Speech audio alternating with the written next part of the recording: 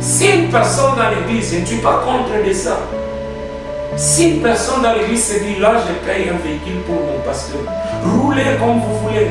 Si une personne vient dans votre bureau et vous dit, papa, il 100 000 $, il n'y a pas ni un coup. Prenez ça. Ça c'est pour vous. C'est pour vous, mangez. Mais si vous demandez que cette année, on doit payer les micros, on doit payer les chaises, ben vous prenez l'argent des chaises, vous partez payer les Bibles, ou vous donnez ça aux orphelins. Vous êtes dans une erreur. C'est un problème très sérieux.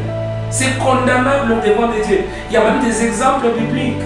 Il y a des gens qui se mettent à la place des autres. Il y a des gens qui se mettent là où Dieu ne les a pas mis. Et par conséquent, ce comportement, petit à petit, est en train d'envahir les églises. Vous voyez, aujourd'hui, les églises ne sont pas en train de se comporter comme les églises de Dieu. Mais les églises sont dans la concurrence. Pourquoi? Parce que tel a pratiqué telle chose, nous aussi on doit pratiquer cela. Des marathons sans révélation, des séminaires sans révélation, des séminaires sans consécration.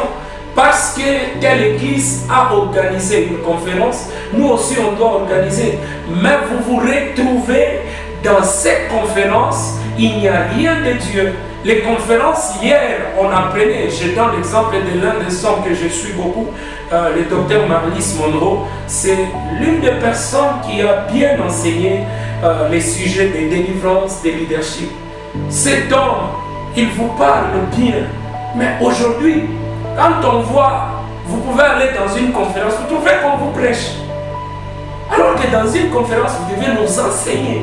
Vous trouvez, parce que les gens ne savent même pas distinguer c'est quoi une conférence, c'est quoi un culte, c'est quoi un temps d'adoration. Les gens ne savent pas distinguer. Donc tout ça, c'est l'œuvre de la sorcellerie pour amener la confusion vraiment dans la tête des gens. C'est ça l'objectif, dérouter les peuples de Dieu, les empêcher à avoir la vraie connaissance et la vérité.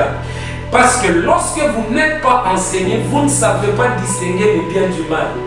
Lorsque vous n'êtes pas enseigné, vous n'avez pas la révélation de ce qui est en train de se passer devant vous, si c'est Dieu ou ce n'est pas Dieu.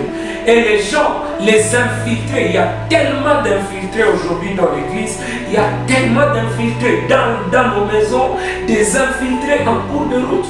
Vous pouvez, comment, maman, expliquez-moi, comment vous pouvez avoir quelqu'un, une personne, une femme, avec une bague à la main, et vous les draguez en cours de route. C'est comme hier, j'ai reçu un témoignage avec une maman qui me dit, mon fils, je suis en train d'aller en route parce que je me suis bien habillé.